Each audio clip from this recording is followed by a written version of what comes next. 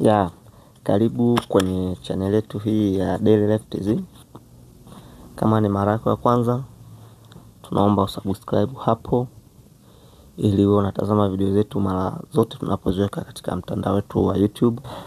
Karibu kwenye somo letu la leo, na leo tutaenda kuangalia sababu 4 kwa nini mota yako huwa inaungua mara kwa mara. Kwa hiyo uwe nasi mwanzo mpaka mwisho wa video hii ili uweze kujifunza baadhi ya vitu na kuongeza uelewa wako katika masuala mbalimbali ya ufundi. Tukianza na sababu ya kwanza. Sababu ya kwanza ni overload. Overload inaweza kusababisha mota yako iungue mara kwa mara. Inategemea na setting ambayo ipo na ukubwa wa overload ambayo imefungwa na size ya mota ambayo inaendeshwa na hiyo overload. Hii sababu inachangia kwa asilimia kubwa sana kuunguza mota nyingi, kutokana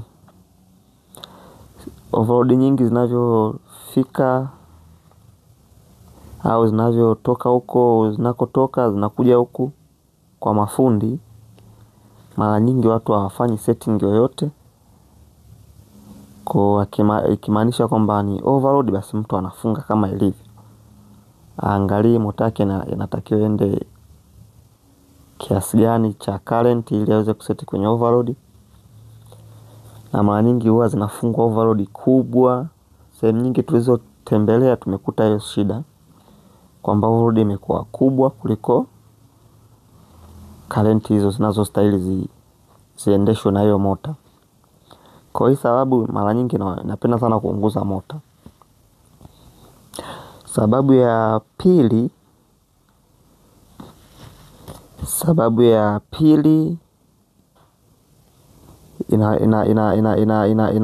inasababisha sana mota ziungue ni wiring bovu. Kwenye swala hili la wiring lina vitu kama 2 mpaka 3. Kwa kitu cha kwanza kwenye hiyo sababu ya wiring mbovu, inaweza ikawa ni AC leakage problem au tatizo la AC. Pia inaweza kasababisha mota kuungua. Sababu ya pili, inawezekana size za waya za hiyo wiring yako ambayo imefanywa kwa ajili ya hiyo mashine yako, pia inaweza kasababisha kuunguza mota yako mara kwa mara. Na tukija kwenye hiyo size ya waya, inamaanisha kwamba inawezekana size imetumika ndogo, kwa hiyo current inashindwa kupita ile inayostahili, na hatimaye mota yako inapata shida mara kwa mara. Tukija sababu ya tatu.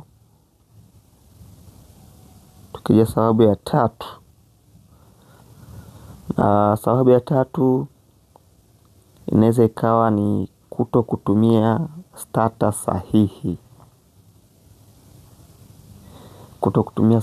sahihi. Hapa tunamaanisha kwamba mota sio ilimradi tu imewaka na inafanya kazi. Hapana. Mota ili iwe salama pia inatakiwa starter inayotumika iwe starter sahihi. Kwa starter sahihi ni nini? Starter sahihi inatakiwa iwe na vitu vifuatavyo. Cha kwanza iwe na contactors sahihi. Nikiwa na maana kwamba iwe na contactor ambazo zinakidhi mahitaji ya mota yako. Cha pili, iwe na overload ambayo imefanyiwa setting sahihi. Na cha tatu na cha mwisho, inatakiwa kama ni direct online, basi iwe na overload ambayo inakidhi kwenye hiyo direct online.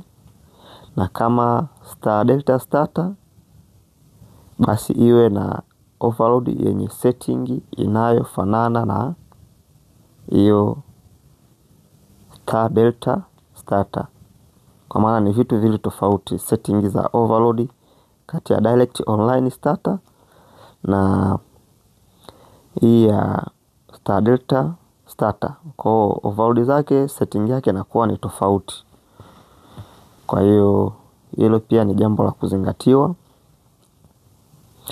kwa sababu mara nyingi huwa inasababisha sana mota kuungua.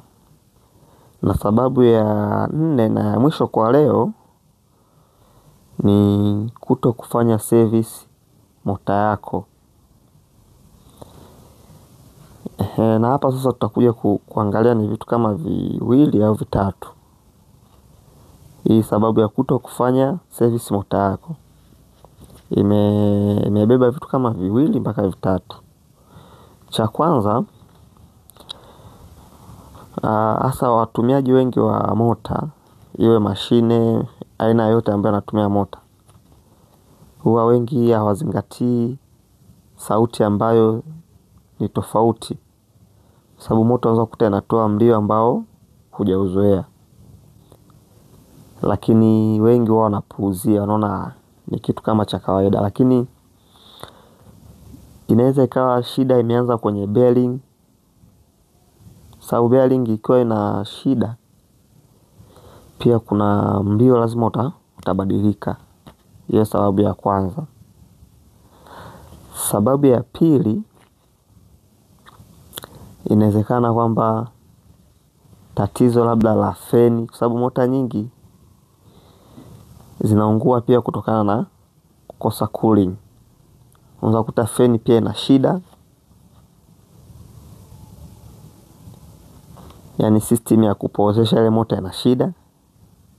Pia usipofanyia service, kwa maana nyingine huwezi kuona hilo tatizo mpaka uifanyie service mota yako.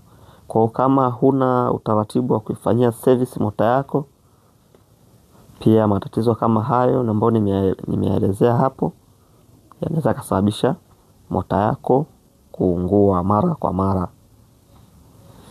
Sasa basi, nini ufanye ili mota yako isikusumbue au isiungue mara kwa mara? Kwa kitu cha kwanza inatakiwa uangalie overload yako iwe kwenye setting sahihi. Pili, uangalie starter yako inakidhi matumizi ya mota yako. Kwa hapo naweza nikatoa ushauri kwamba kama wewe unaangalia video hii au unaisikiliza hii, huwezi kufuatilia hilo swala, basi ningekushauri mtafute fundi akuangalizie vitu vifuatavyo. Cha kwanza, akuangalizie setting ya overload kutokana na mota yako imekaaje. Cha pili, akuangalizie starter yako inakidhi matumizi ya mota yako na ni bora na ni salama. Vyote akuangalizie. Kitu cha pili, aangalie wiring yako. Size ya waya ambazo zimetumika kufanya wiring ni sahihi kutokana na matumizi yako ya hizo mota zako ambazo unazo au mashine yako ambayo unayo. Pia kuangalizie. Kitu cha tatu cha kuangalia hapo,